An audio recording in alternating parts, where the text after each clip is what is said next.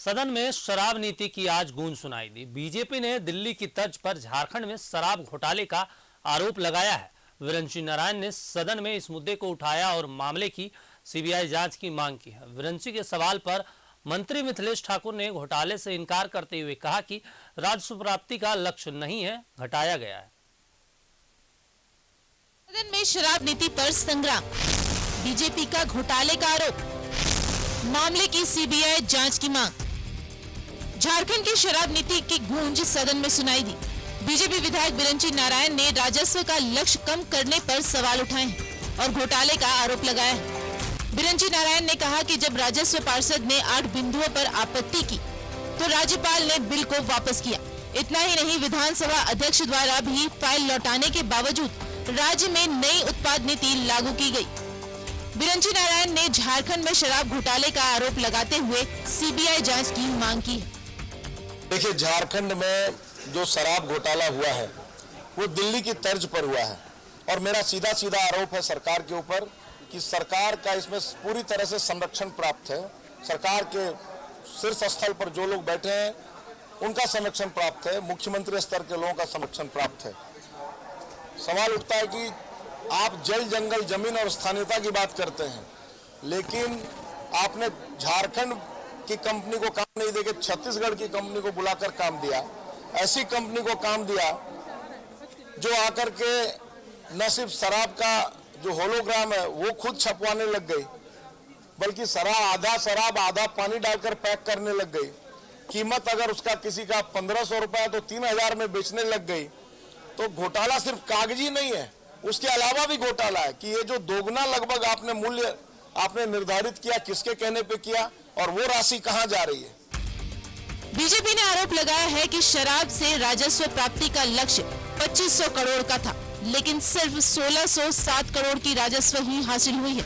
वहीं सरयू राय ने भी 2500 करोड़ से घटाकर 2000 करोड़ राजस्व प्राप्ति का लक्ष्य करने पर सवाल उठाए। शराब के मामले में बिल्कुल सरकार की तरफ से जानबूझकर ऐसी स्थिति उत्पन्न की जा रही है कि राज्य में अराजकता की स्थिति पैदा हो। अब इससे किसको कितना नफा हो रहा है इसके बारे में कोई आंकड़ा हमारे पास नहीं है, मगर जब सही जवाब सदन में नहीं आ रहा है तो इसका मतलब कि कहीं न कहीं अनियमितता है, घपला है, घोटाला है। हालांकि बीजेपी के आरोप को मंत्री मिथिलेश ठाकुर ने बेबुनियाद बताया। साथ ही कहा कि शराब से राजस्व प्राप्ति का लक्ष्य नहीं घटाया गया है, बल्कि इस साल शराब से रिकॉर्ड राजस्व मिलने जा रहा है।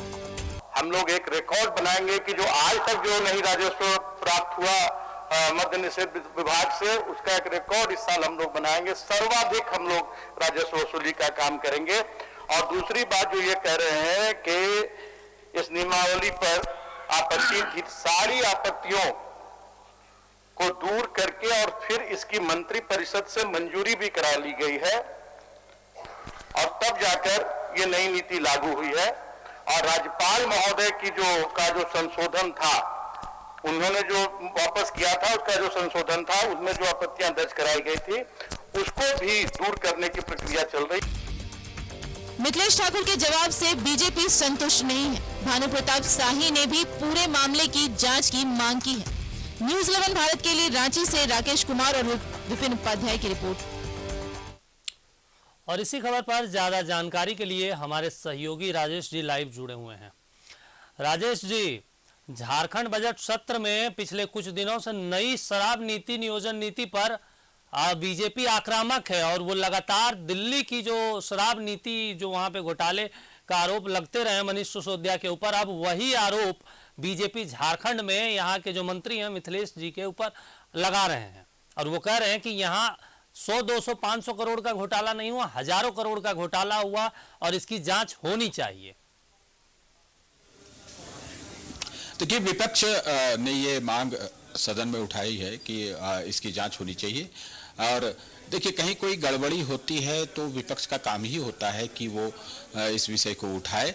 अब दिल्ली की तरह वहाँ क्या हुआ है, वहाँ तो आप देखिए कि सेंट्रल एजेंसी जो है उसकी जांच भी हो रही है, मंत्री जेल भी चले गए, वहाँ जांच हो रही, जो भी है परिस्थितियां देखिए, मांग विपक्ष का अलग अलग तरीके से उठाने का अपना अपना तरीका है।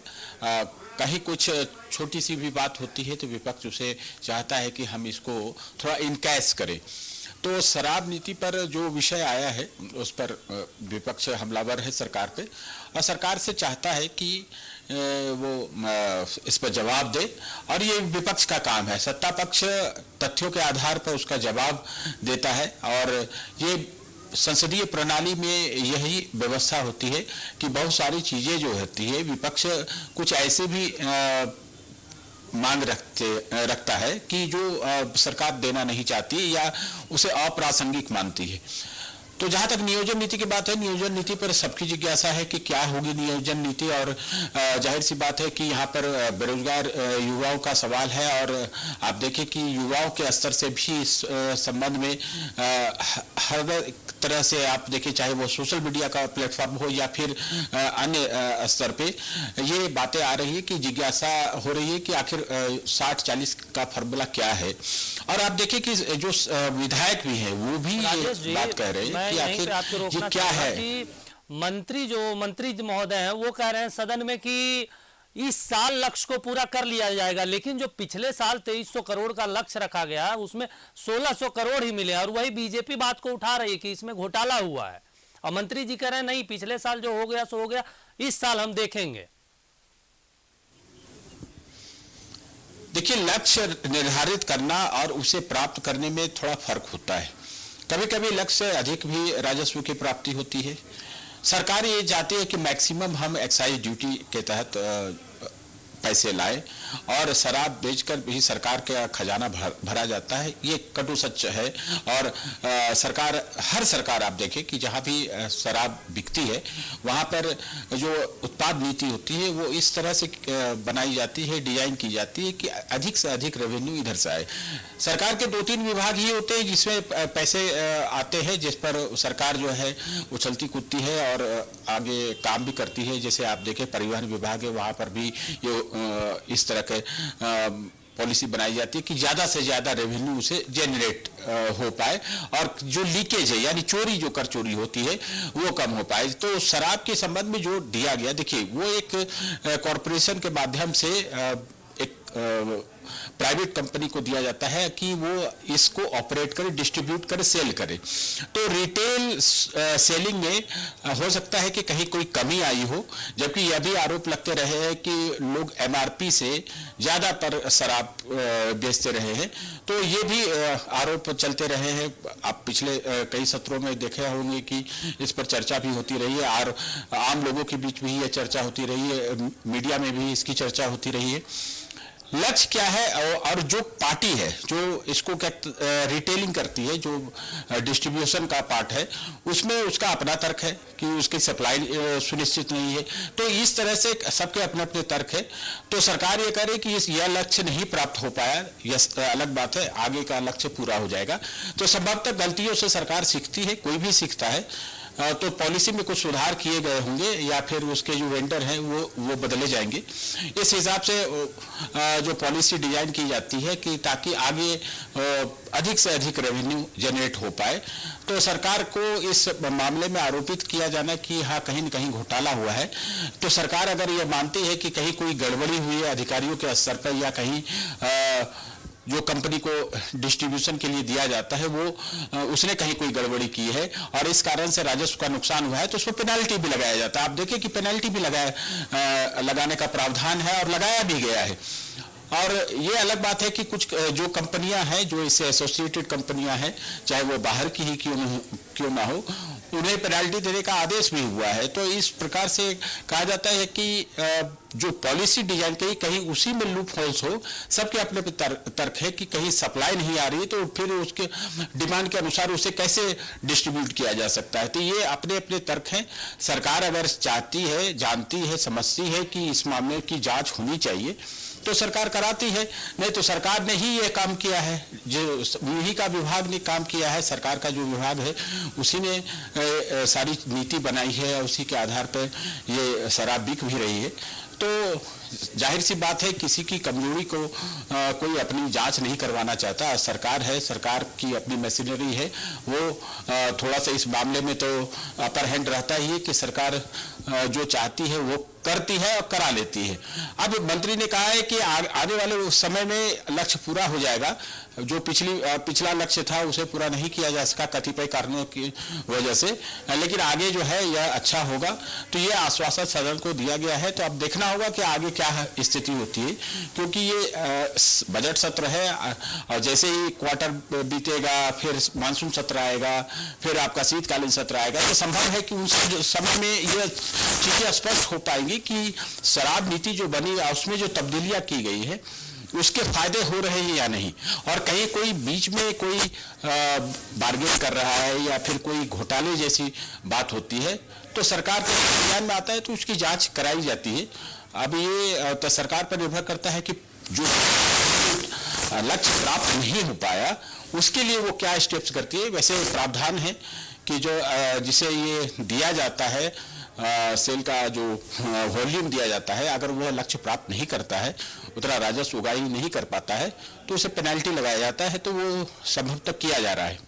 राजेश जी, सवाल ये है कि पहले दिल्ली में भी शराब नीति को लेकर वहाँ के उप मुख्यमंत्री जेल में हैं और तेलंगाना के जो सीएम हैं चंद्रशेखर जी, उनकी भी बेटी शराब नीति के मामले में फंसे हैं। और आप इस चीज को देखिए कि वहां पे दोनों जगह पर बीजेपी मुख्य विपक्षी दल है और वही स्थिति कमाबेश झारखंड में, और वो लगातार बजट सत्र में शराब नीति को लेकर वो सवाल उठा रहे हैं कि नहीं यहाँ पे घोटाला हुआ। ऐसे में आगे आने वाले दिनों में कह सकते हैं कि झारखंड सरकार की चुनौतियां बढ़ने वाली है। हाँ, देखिए, विपक्ष इस मांग को उठा ही रहा है कि किस प्रकार से यहाँ पर राजस्व की जो का लक्ष्य था उसे प्राप्त नहीं किया जा सका। अब हम दिल्ली की तुलना करें तो वहां पर देखिए कि दिल्ली में जो पॉलिसी मैटर में था कि जैसे पॉलिसी बनाई गई उसे फिर वापस ले ली गई। यहाँ पर वो बात नहीं है। यहाँ पर है कि जो पॉलिसी बनी उसके तहत जो काम हुआ, जो शराब बेचने की प्रक्रिया अपनाई गई उसमें कहीं न कहीं कमी आई है। लेकिन वहाँ ये था कि एक सिस्टम इन्वॉल्व था, जिस कारण से लग रहा था कि शराब की जो ठेका देना, मोटे तौर पर कहे, ठेठ भाषा में कहे कि ठेका देना किसी कंपनी को, उसमें कहीं न कहीं एक डील हुई है जिसके तथ्य भी संभवतः मिले हैं। आप सीबीआई जांच में इन सब बातों का धीरे धीरे खुलासा भी हुआ है और उसी के आधार पर देखें कि वो जो मंत्री हैं मनीष सिसोदिया, उनकी गिरफ्तारी भी हुई है। तो इस संबंध में यहाँ पर क्या है, यहाँ पर अगर किसी एजेंसी को ऐसा लगेगा कि कहीं न कहीं ये लूप होल्स है, कहीं लीकेज है, कहीं कोई डील हुई है कथित तौर पर, तो एजेंसियां हैं, यहाँ पे राज्य स्तर की एजेंसियां हैं और केंद्र की एजेंसियां हैं, तो उस पर जांच हो ही सकती है। लेकिन विपक्ष का काम है विषय को उठाना, और सरकार का है कि अगर विपक्ष किसी विषय को उठा रहा है और कमियां गिना रहा है, लूप होल्स को बता रहा है, तो उस पर रेक्टिफाई करके यानी उसे संशोधित करके आगे बढ़ना चाहिए। ठीक है, इस साल लक्ष्य की प्राप्ति नहीं हुई। आप देखेंगे जब बजट का निर्माण होता है तो रेवेन्यू रिसीट जो होता है वो हमेशा कुछ टेंटेटिव होता है। ऐसे तो बजट ही पूरा टेंटेटिव होता है कि अनुमानित बजट होता है कि इतने पैसे आएंगे, हमें इस क्षेत्र से आएंगे, इतने क्षेत्र आएंगे। वो उसका आधार होता है पिछला बजट का जो रिसीट होता है उसके आधार पर कि पिछले साल कितना राजस्व उगाही हुआ, उसके आधार पर हम डिजाइन करते हैं कि इस बार हमें और अधिक राशि मिलेगी। जैसे आप जीएसटी के माध्यम से जो आता है, फिर केंद्र सरकार के द्वारा भी अनुदान मांग होता है, इन सब चीजों के आधार पर बजट का निर्माण कराया जाता है। अब मान लीजिए कि उसी में कहीं कटौती हो गई और जो हमने एस्टिमेट कर रखा था कि इतने पैसे आएंगे, उसके आधार पर हम ये काम करेंगे, तो आप अपने उसमें कटौती करते हैं। तो जाहिर सी बात है कि अब रेवेन्यू का मामला है, उत्पाद नीति में सरकार को राजस्व का नुकसान हुआ है, इसलिए सरकार जो है एक फिर से उसकी प्रक्रिया को करना चाहती है और यह तय कर रही है कि अगला जो लक्ष्य होगा, जो निर्धारित किया जाएगा, वो जरूर अचीव किया जाएगा। लेकिन इसके लिए सरकार के स्तर पर, विभाग के स्तर पर इसकी मॉनिटरिंग बहुत जरूरी है और ये पार्ट जो है वो हर रेगुलर वे में होना चाहिए ताकि कहीं कोई गड़बड़ी नहीं हो। क्योंकि सरकार के राजस्व का नुकसान अगर कहीं होता है तो या तो वो पैसे अधिकारियों की जेब में जाते हैं या फिर कोई बिचौलिया ले जाता है। तो ऐसे में सरकार को ध्यान रखना होगा, चाहे वही सरकार जो शासन चला रहे हैं कि पैसा जो है वो सरकार के खजाने में आए। इसलिए पॉलिसी भी ऐसी डिजाइन की जानी चाहिए और लक्ष्य जो निर्धारित किया जाए वो बहुत लॉजिकल होना चाहिए। ऐसा नहीं कि कुछ भी लक्ष्य निर्धारित कर दिया कि हमें इतना राजस्व मिल ही जाएगा। ऐसे तो लक्ष्य तो एक एस्टिमेटेड लक्ष्य होता है। फिर भी प्रयास ये किया जाता है कि अगर हम ऐसा करेंगे, इस तरह से शराब बिकेगी तो शायद इतने रेवेन्यू आ जाएंगे आज की तारीख के अनुसार। तो इस पर अभी मंत्रणा सरकार के स्तर पर हो रही है और सरकार चाहेगी कि अधिक से अधिक राजस्व इधर से आए और कहीं कोई लीकेज है तो उसे बंद किया जाए, दूर किया जाए। ये तो सरकार का काम है, विपक्ष का काम है कि सरकार की कमियों, जो फॉल्ट होगा उसको सरकार देखेगी। और इस साल भी सरकार करीब 2500 करोड़ का लक्ष्य निर्धारित कर रही है। लेकिन आपको हमने न्यूज़ 11 भारत के तरफ से दिखाया था कि जो झारखंड शराब व्यापारी संघ है उसने छत्तीसगढ़ जो कंसल्टेंट कंपनी थी जो शराब बेच रही थी झारखंड के अंदर, उससे बढ़ चढ़कर करीब 1000 करोड़ बढ़ चढ़कर 3500 करोड़ का इस सरकार को प्रस्ताव दिया था कि इस साल हम 3500 करोड़ रुपए देंगे अगर हमें सरकार शराब बेचने के लिए अधिकृत करती है तो। हाँ, बिल्कुल आपने सही कहा कि देखिए कोई भी कंपनी आती है अपने को बढ़ा चढ़ा के कहती है। वो कहती है कि इस साल आपने 1000 कमाया है तो अगले साल जो है आपको हम ठहरिए अगले वित्तीय वर्ष में हम आपको 2000 रुपये कमा कर देंगे। तो ये तो कंपनियों की ओर से ऑफर होता है और किस आधार पर उन्हें अवार्ड किया जाता है ये तो आप देखिए कि उसकी जो पॉलिसी है उसमें ये सारी टर्म्स एंड कंडीशंस लगे रहते हैं कि अगर ऐसा नहीं होगा तो इसकी पेनल्टी देनी पड़ेगी और पेनल्टी दी भी जाती है। और आप देखिए कि जो कंपनी है जो शराब बेचती है, डिस्ट्रीब्यूट करती है, तो उनको पेनल्टी लगाई जाती है। वे भले कोर्ट में चले जाए, कोर्ट से भी ऐसा होता है कि पहले आप पेनल्टी जमा करें और उसके बाद तब फिर कोर्ट इस पर सुनवाई करेगा। तो ऐसे भी मामले सामने आए हैं। तो कंपनियों की बातों पर बहुत ज्यादा भरोसा करने की जरूरत नहीं है। सरकार को यह देखना चाहिए कि शराब जो बिक्री का वॉल्यूम है वो पिछले साल कितना रहा, उसमें अगर हम कुछ ज़्यादा करना चाहते हैं, ये अनुमान करते हैं कि 10% और भी शराब बिकेगी और इससे कितनी रेवेन्यू आएगी। तो ये सारी चीज़ें कैलकुलेटेड होती है और विभाग यह सब कैलकुलेट करता है कि कितना पैसा अगले वित्तीय वर्ष में ये लाया जा सकता है। तो कंपनियां आश्वासन देती हैं, वो कमिटमेंट भी कर लेती हैं लेकिन पूरा नहीं कर पाती है, तो ऐसे में उन्हें जुर्माना भी लगाया जाता है। बिल्कुल सही कहा आपने राजेश जी की कंपनियां तो कमिटमेंट करती है लेकिन धरातल पे क्या उतरता है वो अभी हाल के दिनों में हमने और आपने भी देखा है। पूरी जानकारी देने के लिए शुक्रिया राजेश जी।